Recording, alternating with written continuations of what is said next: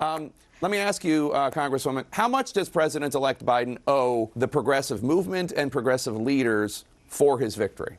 I believe that President Biden, in his wonderful acceptance speech last night, he acknowledged the enormous role that communities of color, Black communities, Latino communities, the trans community, et cetera, played in his victory. And we also know that majorities of these communities are progressive. They make up not just the progressive base, but the base of the Democratic Party. And so I believe that, you know, when we gin up the grassroots and we celebrate them to the election, we should also celebrate them in our governance. So I think a fair amount for us. I think we owe everyday communities. Smart. I think we owe the poor, middle class, working class, Black communities, communities of color, immigrant communities, a great deal in seeing them and honoring them in our legislation. If you could take off your Congresswoman hat for just 1 second, I want to ask you on a personal note, what does it mean to you as a woman of color to see a Black woman as Vice President-elect of the United States? I mean, it's really incredible. It's for so many of us, especially women, we have grown up, and I know my entire childhood, we grew up being told that women are too emotional and that, you know, this country would never elect first a Black president, and luckily that happened with the election of Barack Obama, but now a woman of color, and no less a Black woman, to the second highest seat in the land. I mean, it's really remarkable, and you can't be what you can't see. That's very often said, and it's so amazing that so many little girls are growing up with this being a norm for them. Bro, you guys are crazy for saying lip take. First of all, that's why she's f***ing good, dude. This shit works, okay? This is a really successful method, and plus, on top of that, it probably is really, I mean, it is impactful. It is impactful. It just like Barack Obama was a once-in-a-lifetime candidate that you cannot deny. That shit's important. If she was honest, she would admit she would want to be the first women president, VP, so to be someone kids can look up to. No, I think like shattering that boundary is significant for people from that background. I will never know personally because I'm a white passing cishet dude. So like my whole life, people that look like me have been in positions of power. So I will literally never understand how significant that is. For me, though, of course, I would want that first figure to be also someone who believes in progressive values and will legislate that way and will lead that way. Very interesting AOC interview in the New York Times today where she says the history of the Democratic Party tends to be that we get really excited about the grassroots to get elected, and then those communities are promptly abandoned right after an election. She also says, amazingly, that she's often not sure she wants to stay in politics, primarily because of cowardly anonymous attacks, my characterization, from within her own party, which often treats her as its enemy, someone to be banished. This is absolutely true. This is something that I talk about quite frequently. If you've been around for a while in this community, you know that. I'm sorry, but it's not just the DNC. The media absolutely plays a fundamental role in this process. AOC is like someone that actually gets away with it a lot because she was admired and highlighted as a hero for a lot of reasons that the media oftentimes turns people into heroes, like her background, her being a Latina, a young Latina congressperson that ousted the third most powerful Democrat basically in a district. Those are some of the reasons why like the media immediately rushed to make a hero out of her that like otherwise like things worked very well is what I'm saying. The reason why I love AOC is not because of those reasons. I don't give a shit what her background is. I love AOC because of her ideas. I love AOC because of what she does, like what she believes in and what she has promoted. Now, do I always agree with her? No, of course not. There are plenty of criticisms I have for her. I love Ilhan Omar. I think Ilhan Omar I have less criticisms for overall. But like these are some of my favorite politicians in the country. And I think that they are the future of the Democratic Party. And even then, she gets a load of criticism. Now remember what Ilhan Omar goes through. Why are Democrats acting like this election was a resounding victory? AOC's right. They won by a very slim margin, showing that the Democratic Party needs structural change. I absolutely agree. Ilhan Omar defended AOC. Just a friendly reminder, AOC isn't the enemy of our threat. She's an asset to our party. When you allow the GOP to dictate who should be included in our Big Ten party, we all lose. For God's sake, the GOP has QAnon members in their ranks, and they won't throw them under the bus. AOC needs to chill and allow the American people to enjoy this moment. We had to endure 4 years of foolishness. Yo, I think a lot of people fail to recognize that the reason why AOC came out with this wasn't to unleash attacks. It wasn't out of nowhere. It was because the caucus call that leaked had like so many prominent members in the establishment Democrats shitting on the left. That's why.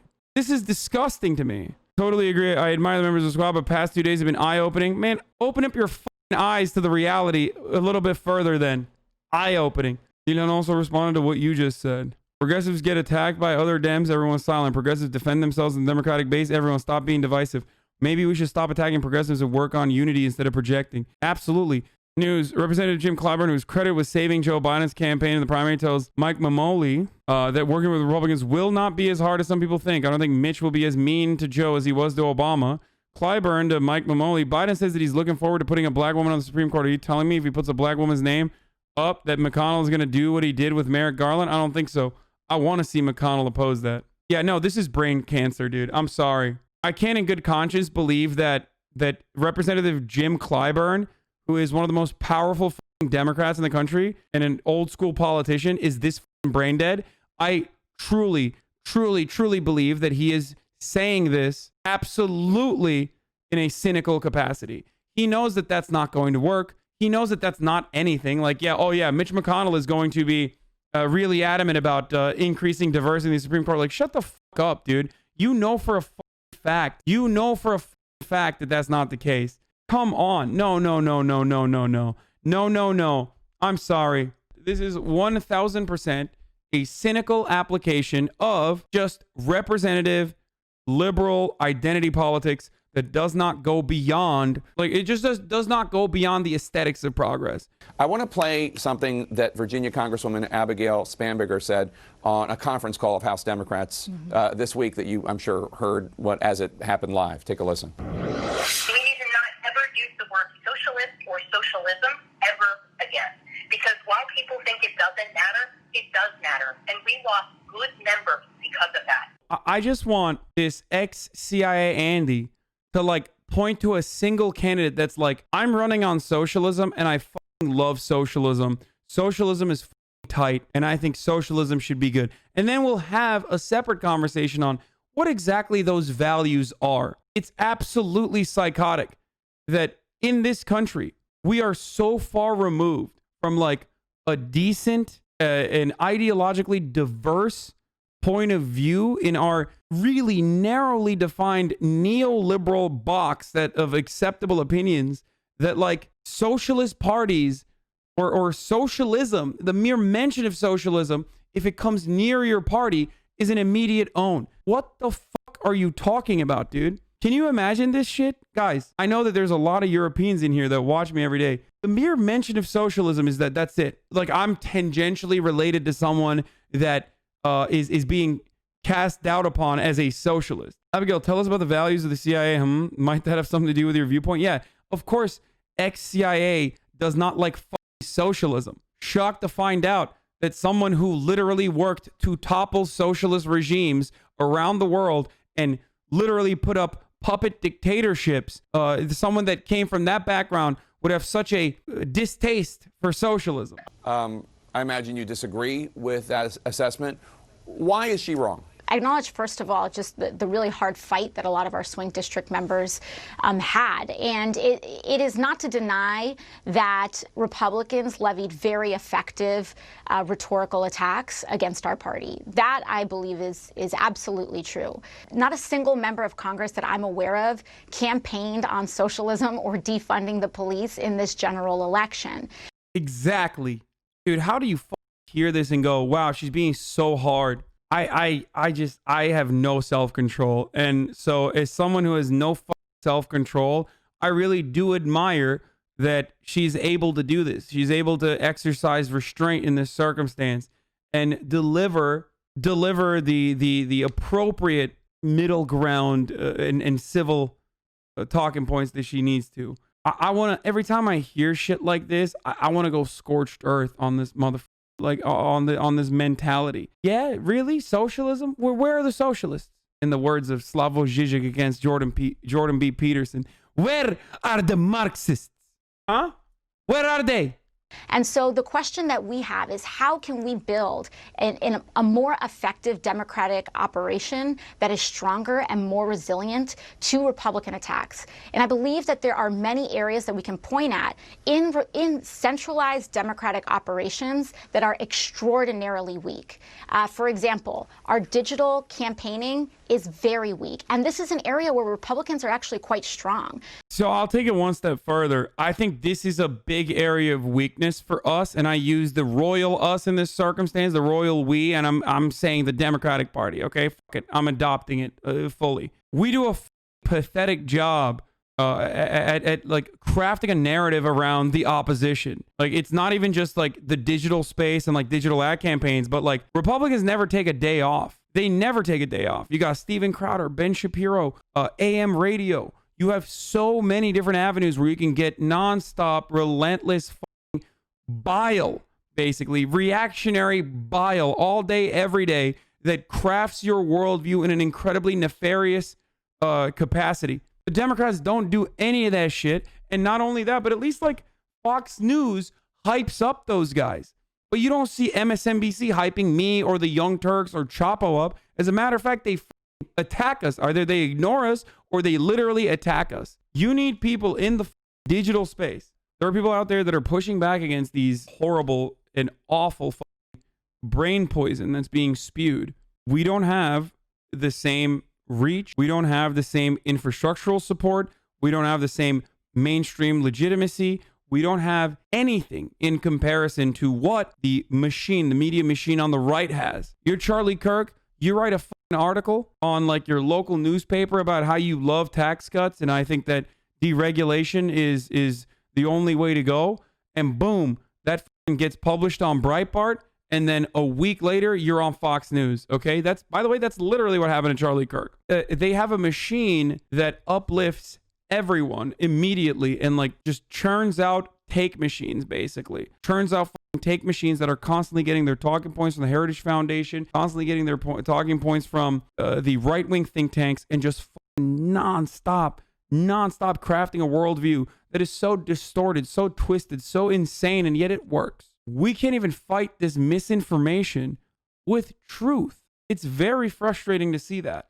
Some of the other underlying problems is that leftist media is anti-capitalist in nature. Speaking truth to power means that you are going to push back against corporate oligopoly, which means that you're not going to have a lot of these funding vehicles available to you. You don't have the same avenues of diversified revenue that someone like Steven Crowder, who literally is reactionary and benefits the status quo, will be able to get. Or someone even in the mainstream media that works to normalize our current inherently right-leaning Overton window. That person is benefiting from defending the status quo. That's the reason why the most successful leftist outlets, if not all of them, are grassroots. They're funded and powered by people. You guys. Chapo's the same. I'm the same. TYT's the same. There's a reason for that, and that's because the shit that I say makes me a brand risk, even if it's on the right side of history. Do you understand? When we kind of come out swinging, not 48 hours after Tuesday, when we don't even have solid data yet, pointing fingers and telling each other what to do, it deepens the division in the party, and it's irresponsible. By the way, that's precisely why AOC was pushing back. It's so disgusting to me, dude, that like they literally immediately moved to shift the blame onto the left, and AOC specifically and Ilhan Omar specifically, without like a single piece of evidence. And then when she pushed back and was like, you guys are saying all this, we want to help you, and we have helped you thus far. How dare you? Everyone's like, why are you being so divisive? And that's disgusting, man. That is really, that's icky, dude. That's really silly. That's really terrible. And Morning Joe was shitting on progressives before the election was even called. Exactly. Democrats want to stay in the clouds after Biden's victory, me included, but I also feel that this is one of the main flaws of our party. I mean, what victory? This wasn't a victory. This was a narrow victory, okay? If, for all intents and purposes, like, sure, Donald Trump is out of office, and that's something to celebrate, absolutely. We may have pumped the brakes on, like, America's inevitable demise towards fascism, but it's not exactly the victory that I envisioned. I thought Senate majority would be a victory. Expanding majority in the House of Representatives, that would have been a victory. A victory means you can have a progressive agenda, or even an agenda in general, an agenda you can actually push through. Saying that now we're just going to concede to the Republicans and now we're just going to deal make with the Republicans, that's not a victory. That's a stalemate where you're already arriving at the bargaining table with an L when you don't even have the majority in the Senate. It's a huge L. You misunderstand the relationship here. Dems are ideologically opposed to socialism. They will always blame left-wing politics. Working within the Dem party seems like a dead end. Anyone who tells me this, and there are plenty of you in here that say this all the time, go build your own coalition, okay? When you reach a level where there's actual significant material power and infrastructure that helps you win elections, when you get there, when you have the Vanguard Party, I'll back you. Right now, you have nothing. You have like, what, how many people voted for the PSL? What was it, like 10,000, 20,000 people? Like, get the out of here. That's not going to do anything. That's not even doing anything in the local elections where you want to win. It's not going to happen, man. It's not. Entryism is the only way to go forward, unfortunately. I understand that this is a bourgeois democracy and this is a bourgeois democratic party, and their main goal is to be a stopgap measure from socialism receiving like any sort of mainstream recognition. I get all of that. If the Nazis said fuck the Republican Party, they wouldn't have Stephen Miller writing white nativist immigration policy. You understand? Now, there is no moral equivalence between socialists and Nazis. Of course not. But whether we like to admit it or not, in the American political Overton window, Nazis are a more understandable entity, as long as they are not outed as Nazis, than socialists are. Can you America stop saying socialist? Not even Denmark and Germany are socialists. You are further away from socialism than most any other country in the world. Yeah, the things that we want, the things that AOC wants, the things that I want, the things that Ilhan Omar wants, the things that so many progressives want in this country is at least modest but necessary social democratic reforms in the short term to stop the fucking bleeding. But we can't even get there because a big chunk of the Democratic Party adopts the reactionary talking point, socialism bad, and weaponizes it against the social democratic reforms that we want to implement. So talk to me about socialism when you can convince some motherfucking Democrats to reinstitute labor reform so it's easier for corporations to unionize. It's easier for workforces to unionize, okay? That's where it starts. You got to build power. You got to build worker power. You have to have a network. You have to have a base of operations. Right now, we have nothing. We have himbos on Twitch and like 3 or 4 politicians. Most of them get attacked nonstop. Rashida Tlaib, Ilhan Omar, they are considered enemies of the state by not just the Republicans either, by the Democrats as well. Those pieces of shit in the Democratic Party attack Ilhan Omar every opportunity they have. AOCs are one entry point where like liberals do love her, possibly because she hasn't really ever criticized the Democratic Party this openly before. So we can help. It's not saying that every member has to campaign as a progressive in a traditional progressive way, but it's to say that we have assets to offer the party that the party has not yet, fully leaned into or exploited. And I believe that we can take some of these seats. I think Katie Porter is an amazing example. Michael Levin. There are swing seats. Every single swing seat member that co-sponsored Medicare for All won their reelection. Right. And so the conversation's a little bit deeper than that, than just saying, anything progressive is toxic and a losing message. The argument here isn't necessarily whether progressives are popular. They do enjoy a load of support. The argument is that progressives can't flip districts. The main argument is that progressives can't win in red areas. That's only areas where you primary out our comfortable establishment Democrats. First of all, we should absolutely do that. If you're in a comfortable Democratic district, you 100% can put a more progressive person there. You're a piece of shit if you think otherwise, okay? And AOC did do that. Some people did that. But there are, of course, progressives. Katie Porter is a perfect example of this, that have flipped districts. And Katie Porter is incredible. She's a Warrenite, but I don't give a shit. She's brilliant. She's great. She communicates the needs of her constituents so perfectly and so brilliantly with her famous whiteboard shit.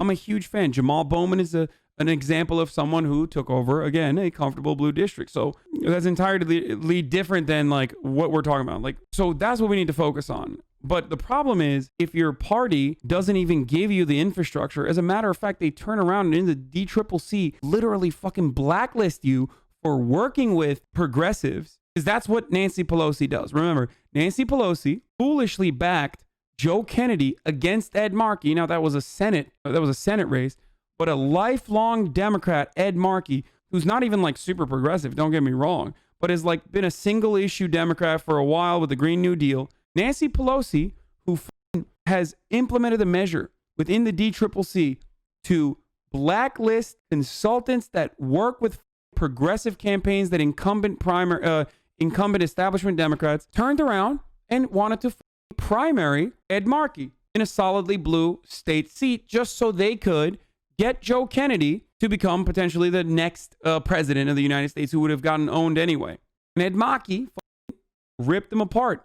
The point I'm trying to say is that progressives in red districts need additional funds. They need more funds than progressives in blue districts do, because they are not only fighting against the liberal audience there to win over some of those people, but they're fighting against the overwhelming amount of like reactionary takes that are coming from everywhere around them. For them to be able to communicate their message, they need to organize on the ground. They need to be door knocking. The swing district argument is not a progressive's fault. As you say, it's okay, Dems, to normalize more progressive policies that constituents actually need, whether or not they understand that yet or not. Yeah, that's a totally separate issue.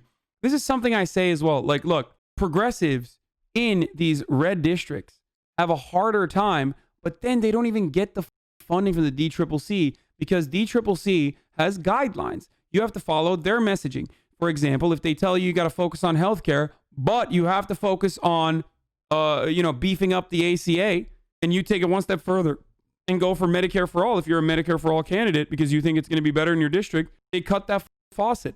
So what are you going to do? You need extra money. You need more money than potentially an establishment Democrat with name recognition in the district. There is a place that you can go in solving these problems that speaks to all sides and does not radicalize important issues in this country. We saw that with the pandemic, which was incredible how masks got radicalized and politicized. We need to stop doing that, and we need to come together, and both sides have to address the concerns that the other side has on solutions for this country. This is a person who's going to be in the cabinet, for the record. The reason why Heidi Heitkamp out of nowhere is just making crazy amounts of media appearances, because she's 100% in the cabinet. She's on the short list on Politico, and she will definitely be in the cabinet. It's not an accident that the media is highlighting her this hard. We're a big fossil state. We're a conservative state, but yet they see climate change as a problem. They get concerned when they see radical ideas being introduced to completely upend the energy system. This is a disgusting take. I just want to point something out here. The Green New Deal is not radical. The Green New Deal is what you make it. The Green New Deal is a jobs program.